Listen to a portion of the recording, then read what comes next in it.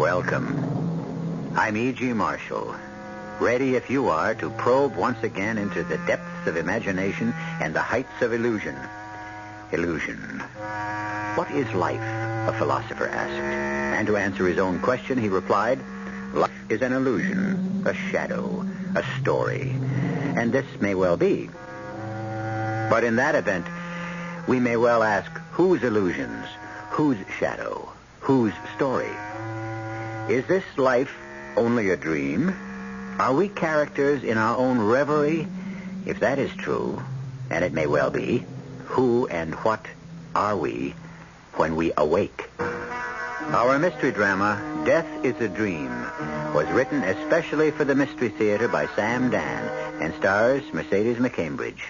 It is sponsored in part by Buick Motor Division and Uncle Ben's Long Grain and Wild Rice. I'll be back shortly with Act One.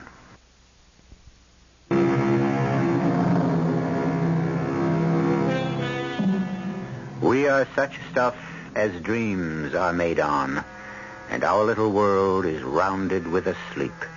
So said William Shakespeare, and so lives Mary Catherine Collins. Mary Catherine lives in a world of never-ending nightmare.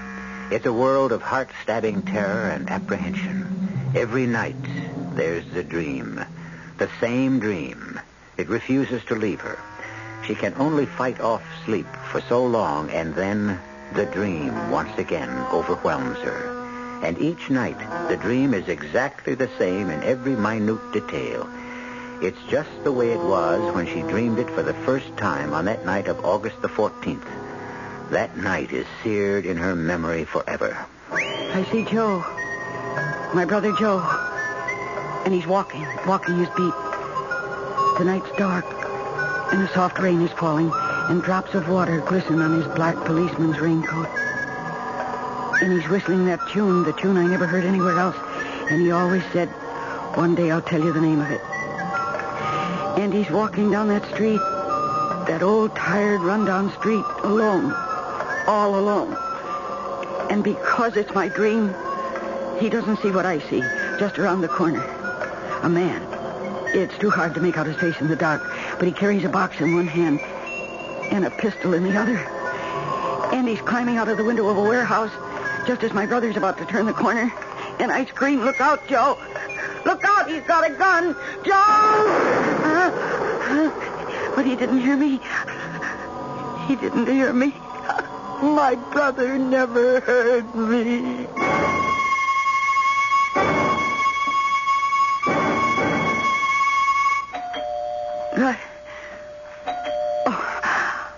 Oh, it was a dream. Yes. Hold. Yes, just a minute. Who is it? Mary, it's Frank Miller. Oh. Guess what? What is it, Frank? Come on in. Mary, You're here because of Joe. Yes, Mary.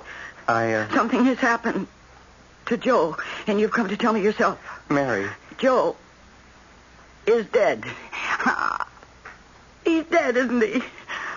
Why else would you be here at this time of the night? Joe's dead. Yes, Mary. He was killed by some hoodlum who was robbing a warehouse at the end of Water Street. Mary, who told you? I saw it happen. Now, Mary, you must get a hold of yourself. He was shot just as he turned the corner. His revolver was still in his holster. He never had a chance. Joe never had a chance. I know how hard it is, Mary. I saw it happen. Oh, why? Why did I see it happen? I saw it happen as if I were sitting in a theater, and it was all taking place on a giant screen. And from that night on, I saw it happen. Every night I was condemned to relive it again, and again, and again.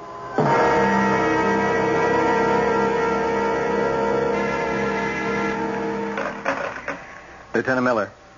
Who? Oh, look, tell her... No, tell her to come in.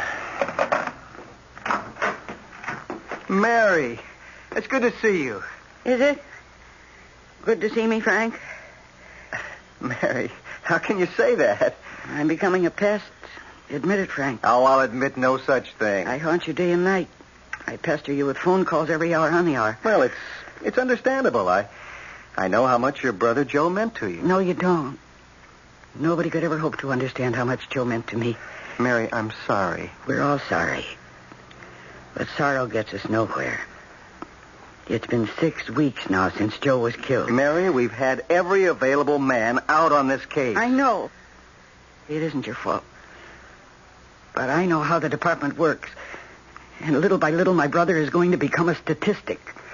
Just another police officer killed in the line of duty by an unknown assailant. Mary, we're doing our best. I didn't say you weren't. What I'm saying is that your best isn't good enough. That's not fair. Fair? Oh. What's fair? Was it fair for my brother to be gunned down without warning? His revolver still in his holster? Oh, why did he have to be killed? Joe was a good cop. He gave everybody a break, and he liked to help people. Why did he... Look, Mary, we'll get the killer. No, I don't think so. And so that's why... That's why what? That's why I'm going to get him myself. Well, just what exactly does that mean? It means I'll have to get him myself. Well, how can you... I plan to spend a great deal of time in that neighborhood. Doing what? Teaching school. Teaching school? Why not? I'm a school teacher. But you're teaching uptown. I've asked for a transfer. Do you know what those kids are like? What that area is like? It was where my brother worked and was murdered. What can you possibly hope to... I intend to become a part of that neighborhood. You mean you'll poke around and ask questions? So you can put it any way you like. You realize you can get yourself killed? I have a job to do. I'd taken step one. I'd made the decision to leave the soft and delightful job at North Crescent High School, known and with good reason as the country club. My principal was completely at a loss to understand why I'd want to leave his pleasant, well-ordered school for what he could only describe as the witch's cauldron at Southern District. Well, of course, there was no way I could... And now, step two. To be accepted, George's principal at Southern District. I realized it wasn't going to be automatic. You thought we were so desperate for teachers here we'd grab anybody who walks in? Well, truthfully, I didn't think there'd be... Well, the first part of your assumption is correct. We are desperate for teachers. Teachers. That's why we have to be very particular. But I... Yes, Miss Collins. I have a good record. Miss Collins, tell me, what are you doing here?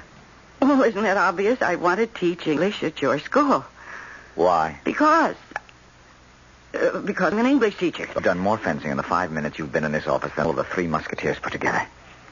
You have had the plum of the system. A job at North Crescent, mostly motivated kids from comfortably situated families. 90% of them go on to college. Do you know what we... Oh, I think so. You think so? Miss Collins... I know.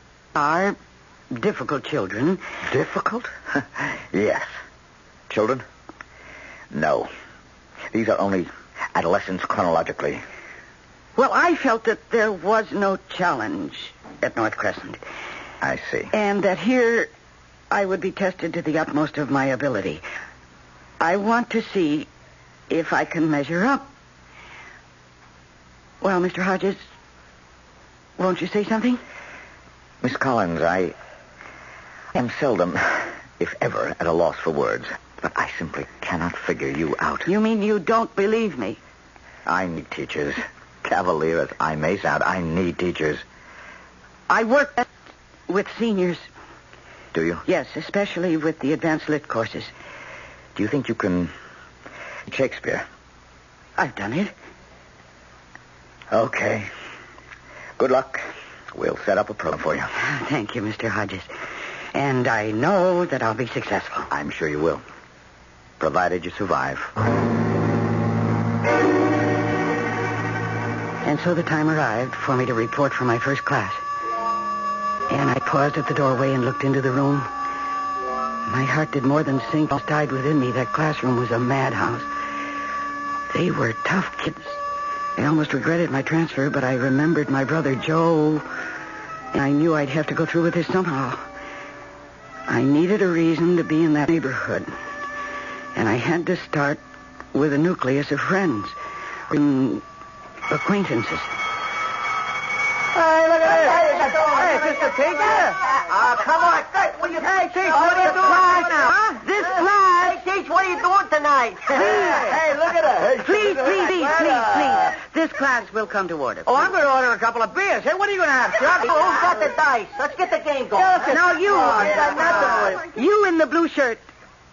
Yeah? You report to the principal's office. Oh, how about that? And you there with the red hair, will you please sit down? Oh, that's a wig. I'll take it off. The young lady near the window.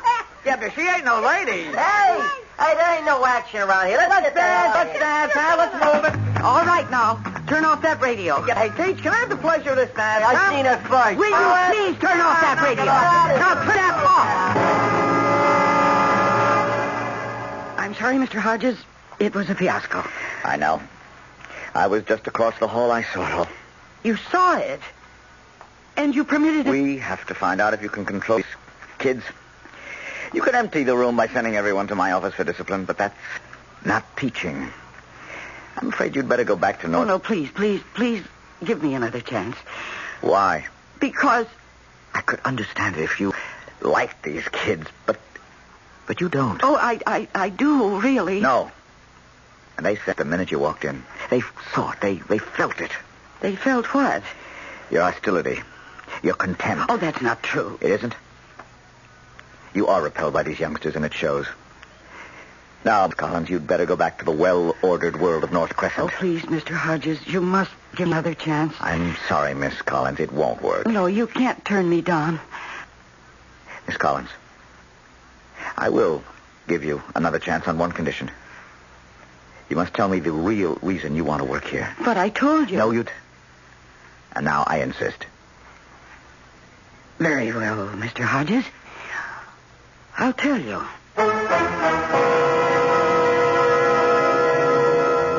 Well, what will Mary tell him? The real reason? If she does, how will he take it?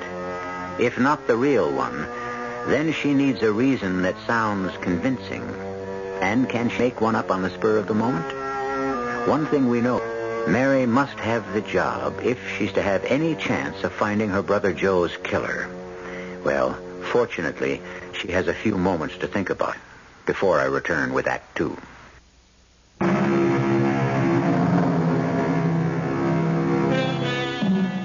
Things are seldom what they seem. Milk masquerades as cream. It's one of Catherine Collins' favorite verses. And now it's going to form a pattern for the next portion of her life. She is attempting to masquerade as a dedicated teacher in a slum district school in order to find out, if she can, the identity of her brother's killer. But her first problem is to get the job. And John Hodges, principal, has very grave doubts indeed. Mr. Hodges, I agree. It's time we told each other the truth.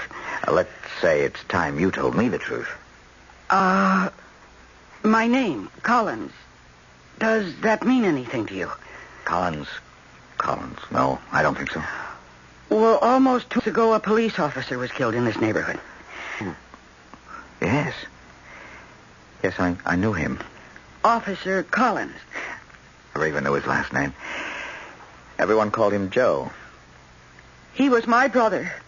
Oh, I am sorry. And then you know that he was an unusual man. Yeah. He could have risen high. He could have gone far in the department, but he chose not to. He felt that good cops were needed in places like this. And I feel that if I could take his place somehow, if I could be the kind of influence in the classroom that he tried to be out on the street. Well, I won't be the one to refuse you. Oh, thank you, Mr. Hodges. Miss Collins, why do you think your brother was so successful with the people in our neighborhood? Well, I suppose he had a gift. He sure did. And do you know what that gift was? Like the people. That's 90% of what you need, Miss Collins. I had told him a half-truth, but it was enough to nail down the job. And now in order to, I'd have to like those kids. But how? Okay, round one. Hey, Come fighting. All right, now. Now, calm down. Now, class, today I am going to introduce you to a man named William Shakespeare. Yeah, where is he? He's right here in my hand. Well, why should I want to meet him? What's in it for me? Uh-huh. That's a very good question. What is your name? Charlie, I believe, huh? Oh, yeah, good. Well, you should become acquainted with Mr. Shakespeare, because as soon as you go back to reform school... I'm too old for reform school. I go up to the big joint on my next rap. Well, either way, you're going to have a lot of time on your hands. And Mr. Shakespeare can make it pass very quickly.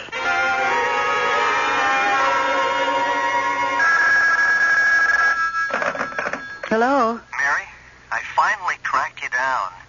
Oh, hello, Frank. I didn't know you were going to live down there, too. Well, see, I found this little apartment. It's convenient to the school. Mary, the neighborhood. Oh, I know. Believe me, I know. But people do live here. Mary, what are you doing? You can't go around asking people, do you know who killed police officer Collins? Yes, I understand. Well, then what are you doing? I don't know. Frank, it's just being here. I mean, I could hear something or see something. The department is working on it. You can get hurt. Oh, Frank. What is it? What's the matter? Frank, Mary, is something wrong? I can have a cop over just a second. No, I'm all right. Are you sure?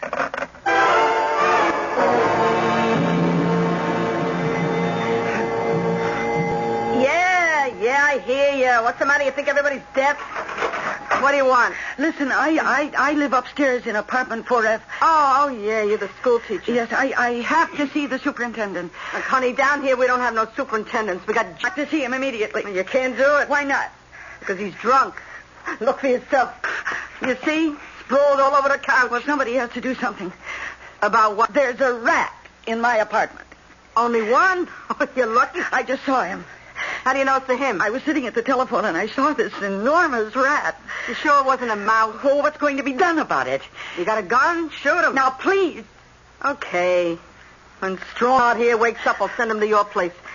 He'll bring up a broom handle or a trap. I don't know what he does. And what am I going to do in the meantime? About what? About the rat. I don't know. Try to make friends with him.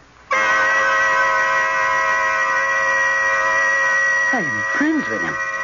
Well, the days passed and I couldn't make friends with anybody.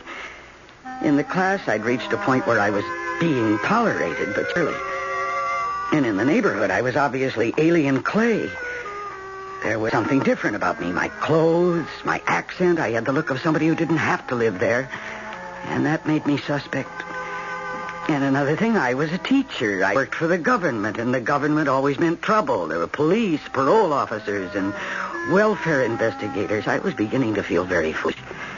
How was I ever going to get anywhere in finding Joe's killer? To whom could I talk? Well, hiya, Mary. Well, good morning, Charles. You saw because I called you Mary. No, it ain't as if we were in class. Hey, where'd you get the car? I didn't get it. I bought it. I earned the money, and I bought it. Oh, why do you always have to make a lesson out of everything? You're trying to tell me get a job, Charlie, be a good little boy, work hard, save your money, and one day you'll have enough to Yes, buy... I suppose that is what I'm trying to tell you. Yeah, work is for suckers. There's a quicker, easier way. And the jails are filled with people who took it. Now, listen, Charles, you like this car. Well, I worked to put the money in the bank. The idea is not to put dough in the bank, but to take it out. Ah, but you have to deposit it first. No, you don't. Not if you walk in with a gun. But that's stealing. What about all the smooth, dignified, white-haired guys who steal millions and get away with it? Well, if you want to be a crook, why not be the best? Get yourself a good education so you can become one of the smooth, dignified, white-haired boys yourself. Do you mind? Why? I mean, is your way better? Do you want to spend your life in jail? Or be gunned down? Listen, Mary, what are you doing here? Making a living. Oh, come on. You don't have to work here. You're a class dame. What's your angle? Angle? Everybody's got an angle. Unless what? Unless you like it down here. But then you'd have to be nuts. All right, come on, you guys. All right, everybody, that's it. Now, for tomorrow, we have pages 30 through 45. What the heck is this? It's too much. Miss Collins? Yes, Tony, what is it? It ain't nothing. No, it isn't anything. Yeah, that's right. It isn't anything. Well, like I said, it isn't nothing. Anything. But, I want to tell you something. Yes? About Shakespeare. Oh? I used to think, Shakespeare, what gives was Shakespeare, but, all of a sudden, I seen it. I mean, I seen the guys for real. Is that so? Yeah, like you was reading, and you said, neither a borrower nor a lender be. Remember? That's Shakespeare, right? Yes, it's Hamlet. Yeah, this guy, Polonius says that, but that's what my old man, he should rest in peace. Yeah, that's what my old man always used to say to me. He'd say, Tony, don't borrow money off of a guy. Don't lend money off of a guy. And you'll be friends with everybody, you see? Yes, I see. This, Polonius, I hear what he says. Okay, he knows some fancy words my old man never heard of, but, this Polonius, he's my old man. Well, I'm happy to hear that. Yeah, I kind of miss the old man, and now I come across this guy, and, what I want to say is, thanks. Well, I'm sure you're welcome, Tony. Look, if there's something I can do for you, I mean, you name it. Is there something I can do for you? How could I ask him? How could I say, do you know who killed Officer Joe Collins? What kind of a question would that be? And where would it lead? And why would he know? But I finally promised that I would call on him if ever I needed help. I don't know how long I'd been sitting there when... Mary. What? Oh, I was walking down the hall. Your classroom door was open. I saw you sitting there. There was something very strange about you. Oh, really? Yes. For the first time since you've come here, I saw you smiling. Oh, I always smile. No. This was truly a smile. As if it came from the basic meaning of the word itself, which means to be astonished. What happened? Well, I think I just taught somebody something. And you're starting to get an inkling of the reason why your brother Joe worked down here. I think so.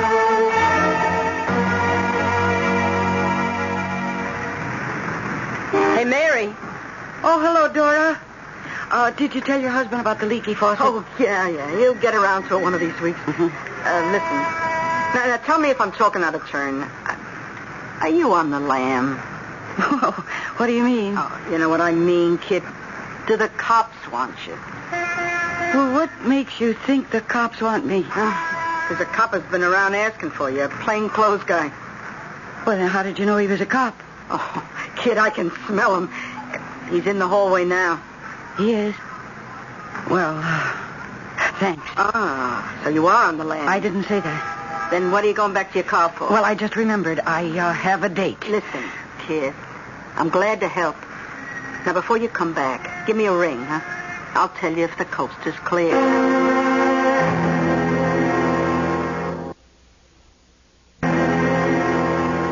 Of course, I knew it was only Frank.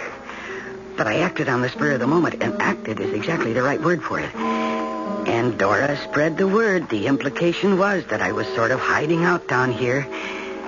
And instantly, my status changed. People no longer stopped talking when I passed by. I was no longer given guarded attention when I walked into a shop. Evidently, now I belonged. But I was getting no closer to my objective.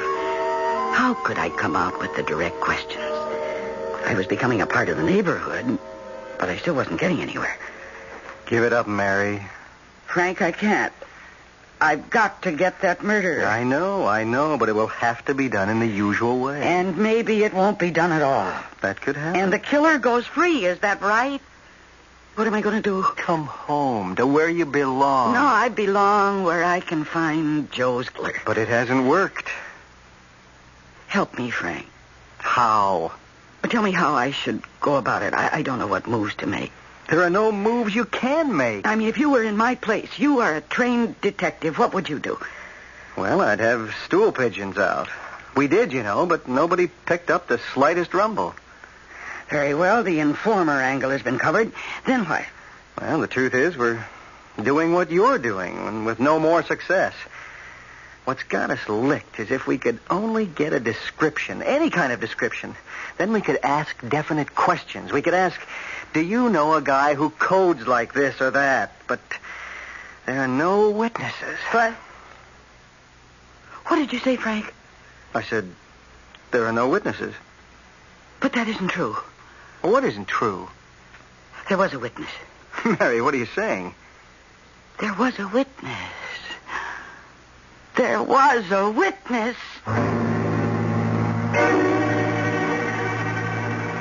Was there?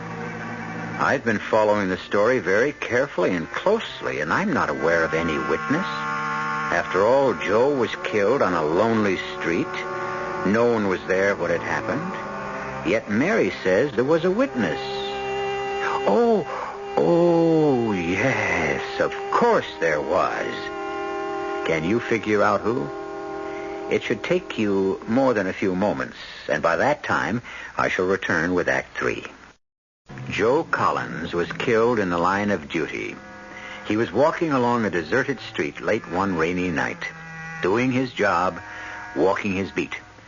Someone shot him down and fled, and 2 months have gone by, and the police are no nearer to catching the killer than they were the night it happened.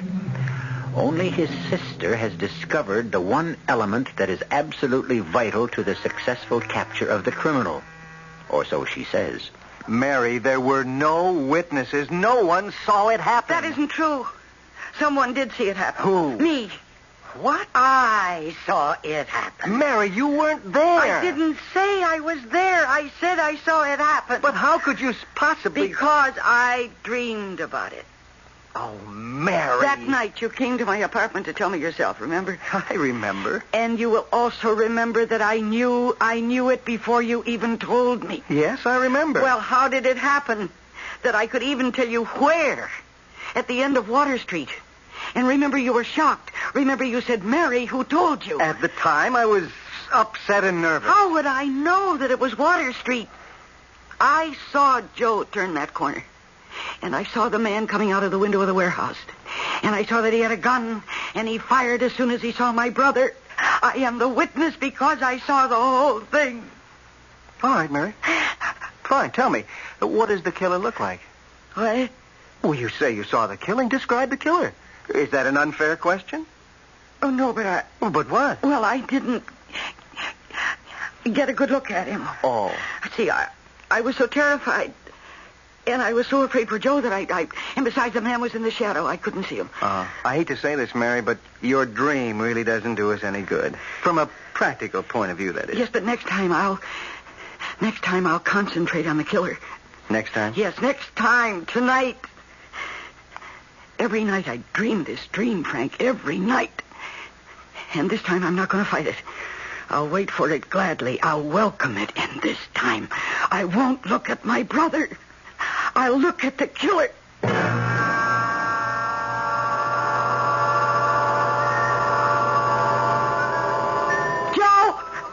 Joe, look out. He's got a gun. Joe! Joe!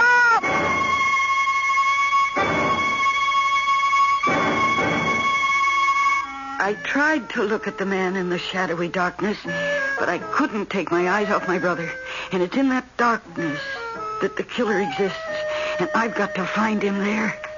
I must remember to look there, to look again.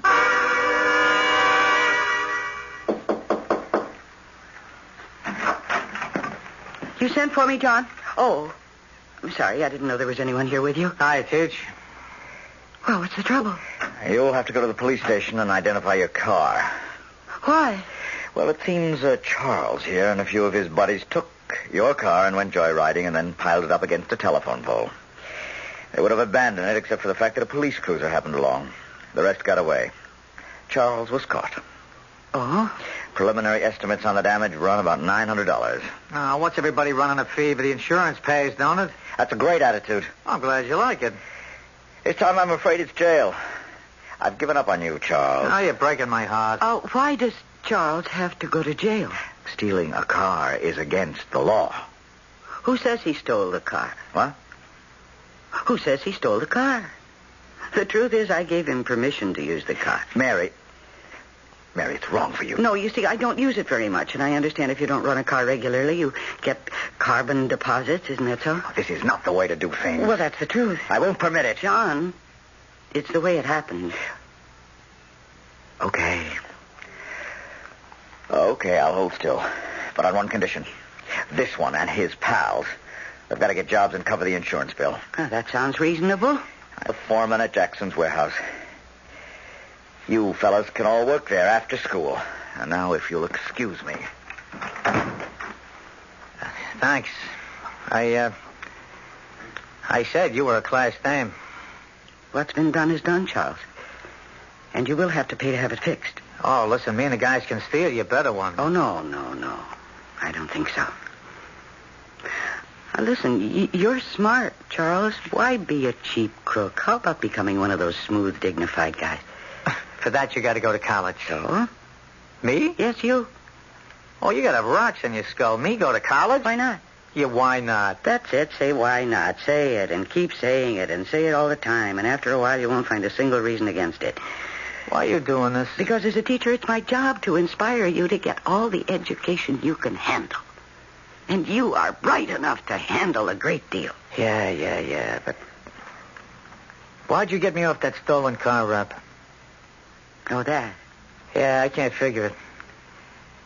Nobody ever done nothing for me before. I mean, zilch, zero, nada. Well, isn't it a better world when people try to help each other? Yeah, sure. All right, what can I do to help you? Oh, someday I might ask you some questions. Questions? Like what? Well, like, would you know a certain person? So ask. What do you want to know? Well, I don't know yet. But when you find out, you'll ask, won't you? Oh, yes. I'll ask.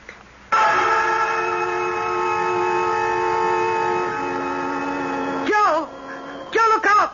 Look out, he's got a gun! Joe!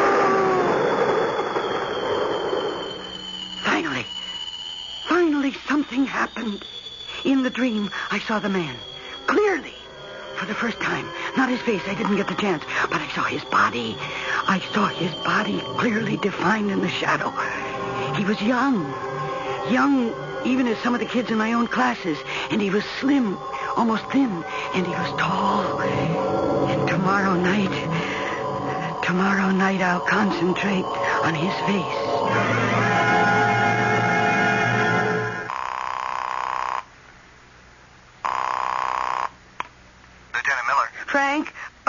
Frank, suppose I could give you a description of the killer. That'd be great. But where would you get it? Well, every night in my nightmare, I see him more and more clearly. You mean you want a jury to believe that a man you see in a dream is Well, the why killer? not? I've seen all the rest of the crime. Can you imagine what a defense attorney would do with you on the stand? Frank, the man I see in the dream is the killer. We'll need more than a dream to convict. Well, maybe you do, but I don't. And what does that mean? Well, that means that I can handle all of it myself. Mary, you're not saying what I think you're saying. The murderer who killed my brother will be dealt with, if not by the law, then by me. Mary! I'm asleep. I must fall asleep. Right now. Now, while I'm still calm and relaxed. I need all my energy to look into that shadow along the wall of the warehouse. I've got to see his face tonight. I must see his face the face of the killer. And then I shall hunt him down. Tonight. Tonight I will see. Joe! Look out, he's got a gun. Look out, Joe. That tall kid with the blonde hair and the scar across his... Oh, my God! It's Joe!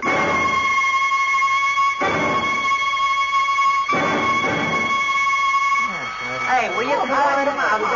Just a minute. Wait a minute. I just thought... Charles? Yeah? Charles, I wonder, could you stay after class for a few minutes? Yeah, right on, Hey, Teach. what are you going to stay after, Charlie? Knock it off. Charles. I need some help. Anytime. Well, I have to drive out into the country to pick up an antique, and I need someone To lift? Carry? Oh, well, I'm your pigeon. We're going to get back early. It's just that I got a date.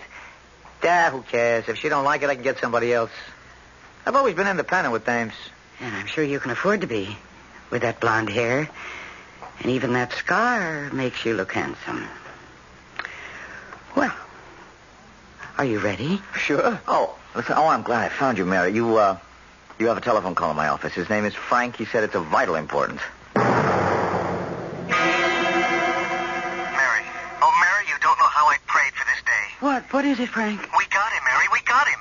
You got who? Well, who do you think? The killer. The man who murdered your brother. But that's... That's what, Mary. Do you realize what I've just told you? We got him. Are you sure? It's ice cold. He was arrested in a stick-up at Larson City, just north of here. We checked his gun, and ballistics says it's the same one that fired the slugs that killed Joe. But what? To ice the cake, he even confessed. he did. Yes, funny. You know, if we'd only known what he looked like, he would have been a cinch to pick up. If only there'd been a witness.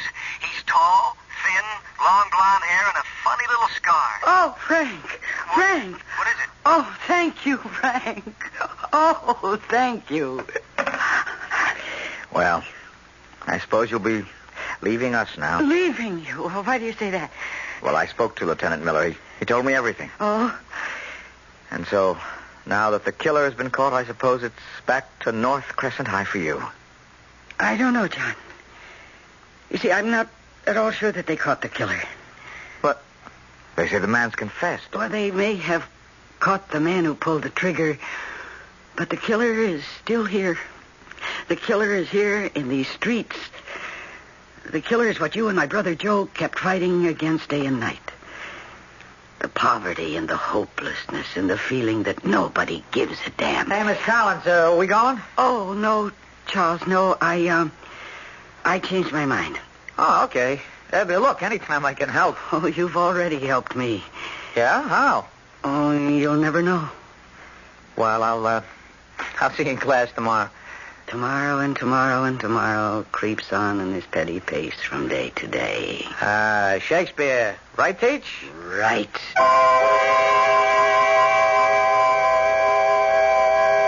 Tomorrow. That's the greatest gift of all gifts. A tomorrow. And Mary Catherine Collins will make sure of that by working today and every day with the kids that Joe loved so much. How fortunate a man Joe was. All the love and care that he had lavished on his sister returned to all the children.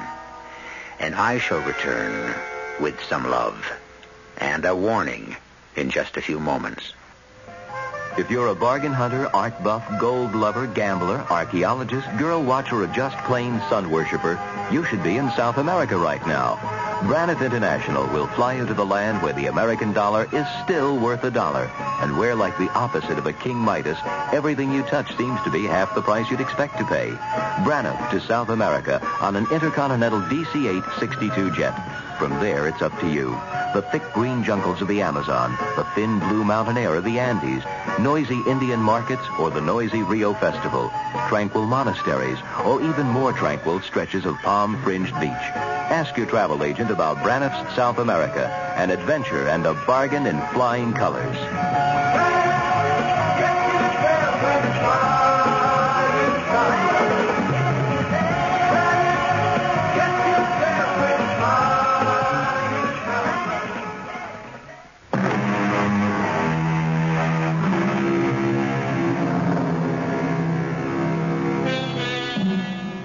a dream the extension of reality?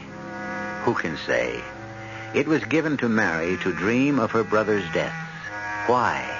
And to see the face of his killer. The true face. Not the visage of a man, but the entire countenance of society. The crucible wherein the killers are formed. Here is also a crucible, and we form one of these stories for you 7 times a week. Our cast included Mercedes McCambridge, Michael Wager, Bob Caliban, Jack Grimes, and Bryna Rayburn. The entire production was under the direction of Himan Brown. Radio Mystery Theater was sponsored in part by Anheuser-Busch Incorporated, brewers of Budweiser. This is E.G. Marshall inviting you to return to our Mystery Theater for another adventure in the macabre. Until next time, pleasant dreams.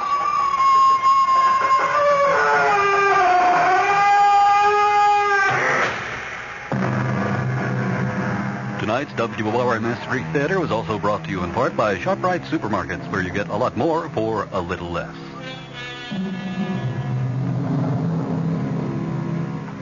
The preceding program was furnished by the Columbia Broadcasting System. Your dial is set for news with John Scott reporting. This is WOR New York, an RKO General Station.